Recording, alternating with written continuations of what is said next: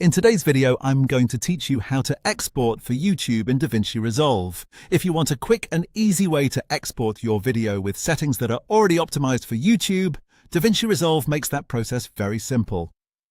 You do not need to manually adjust every export option one by one, especially if you are looking for a fast setup that works well for most standard uploads. To get started, make sure your project is finished and ready to export. Once everything looks good on your timeline, go down to the Deliver page. This is the section in DaVinci Resolve where you handle all of your export settings and prepare your video file for rendering. After you open the Deliver page, look for the Export Presets area. This is where DaVinci Resolve gives you pre-made options for different platforms and delivery types.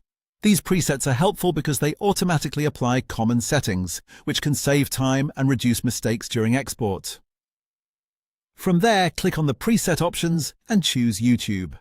Once you select the YouTube preset, DaVinci Resolve will automatically load export settings intended for YouTube delivery. That means the software is doing most of the setup work for you, which is great if you want a straightforward export without getting too technical. And that's it.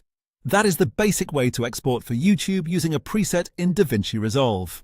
A helpful tip is to quickly review the settings after choosing the preset, just to make sure everything matches your project, such as the resolution and file name.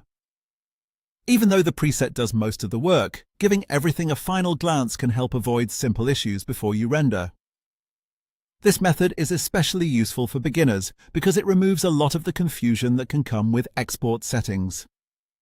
Instead of worrying about codecs, bitrates, and advanced options right away, you can use the built-in YouTube preset to get started faster and more confidently.